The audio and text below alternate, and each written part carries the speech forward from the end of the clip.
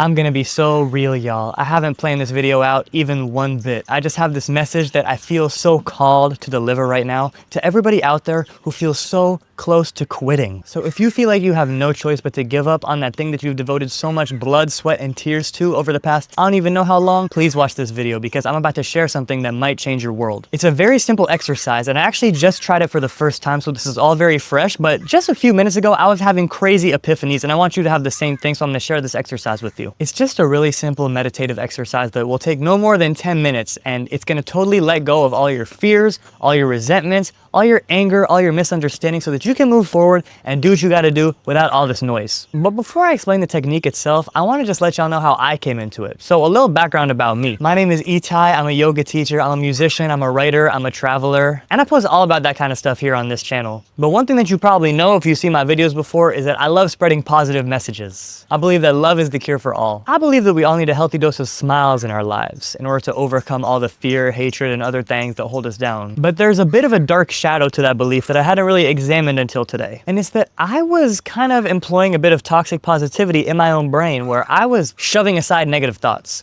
not giving them any value, not listening to them to see what they had to teach me. And you know, I'm still a really big believer in reframing negative thoughts. Like if you want to complain about something, sit with that thought, think about what it can teach you, and reframe it in a way that's constructive. So instead of saying, oh, I don't really like the way this dish is prepared, reframe it as, this is teaching me something about the food that I like. Stuff like that. But the problem was I was kind of forgetting that step, and whenever I had a negative thought, I would just go, out, you're gone. You're not welcome here. And that's really dangerous because I do believe that every thought we have has something to teach us, because living in our mind palace is a whole family of different characters. There's the smiley one, there's the angsty one, there's the self-deprecating one, and we have to get to know this cast of characters, much like the Pixar film Inside Out. So yeah, every negative thought does have something to teach you. So it's important to listen to those negative thoughts instead of casting them aside, especially because usually those thoughts are representative of your inner child. Think back to when you were younger, when you were allowed to throw tantrums, when you were allowed to cry whenever you wanted, when you were allowed to say things without feeling judged. That version of yourself is still alive inside of you, but we usually don't listen to them as much as we should. It doesn't mean they disappear, it just means they feel neglected, and all of their thoughts get stuck really deep in our subconscious mind. It takes a little bit more digging to bring them to the surface. And so usually burnout is just a symptom of not listening to this inner child. Burnout is avoidable if you listen to your inner child. Why? Because a lot of the fears that you have around success or failure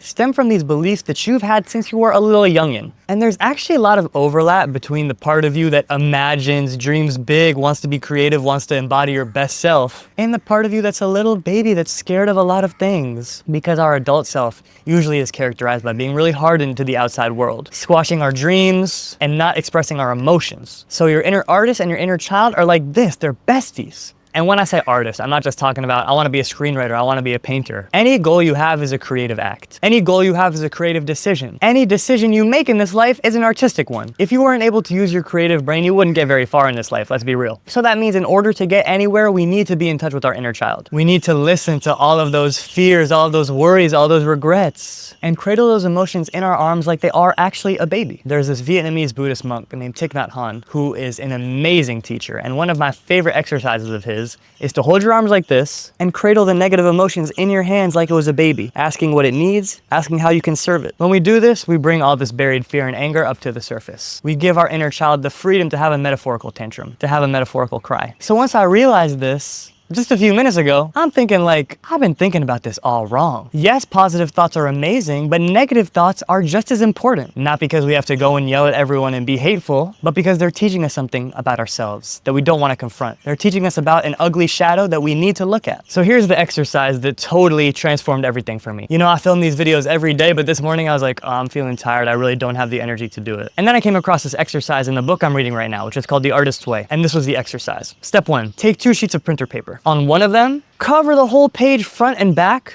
with things that you resent. And when I heard that, I was like, whoa, whoa, whoa, whoa, whoa. That sounds like casting a dark spell. What do you mean list everything I resent? Why would I validate this darkness with my words? Listen, it doesn't really work like that. And I'm saying that after my experience doing this exercise. When you let your inner child answer the question, what do you resent? And write about it for longer than is comfortable, it's like purgation. It's like all that stuff is coming up to the surface so that you can vomit it out and move on. You'll feel so much lighter afterwards. And then on the second page, you want to do the same thing, but for your fears. Cover the entire page front and back with things you're afraid of. I'm scared of blank. I'm scared of blank. And a lot of things are gonna come up when you're doing that. A lot of deep memories, a lot of uncomfortable feelings, and a lot of confusing thoughts. Let it happen. And this is what you do after you've covered both pages. You burn them. You put them in the fire. Take a lighter to it, take it to the stove, whatever you gotta do. Take it to the hearth, take it to the incinerator if you must. Let it be a symbolic act of letting go of all that stuff. I promise you that if you feel like quitting and you do that, you will no longer feel like quitting. You will have so much more willpower than you had before. And it's simply because we're gonna be looking at these feelings that we were scared of.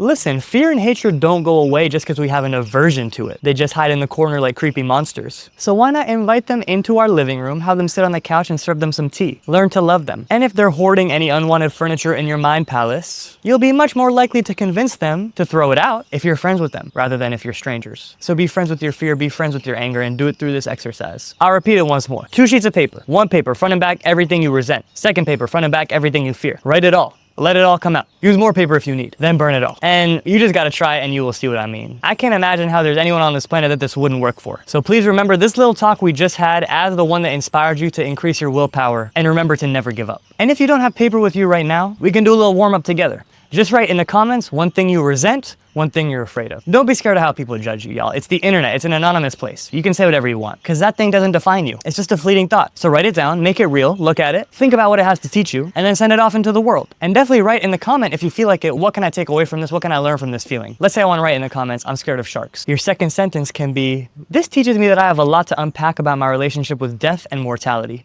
You start to see how when you keep asking why do all these feelings emerge? Why do all these neural pathways emerge? You start getting into the real truth, into the core of how you tick. So I'm looking forward to reading all your comments. If you want to be an angel, you can respond to other people's comments and validate them. Make everyone feel held because we are a community here. I look forward to hearing from you and responding to your comments. I love you so much and I hope you found this video helpful. Be sure to check out the rest of my videos too. I post a lot of yoga videos, a lot of guided meditations, a lot of travel journals because I am, after all, in my 10th month of a solo travel pilgrimage all across Asia. But now I gotta go enjoy the beach here in Goa and look at some of my fear and anger. So I'll catch you next time. Please remember you're exactly where you need to be. You're perfect just the way you are, and your mind palace should be a friendly place to live. Catch y'all later. Peace and love.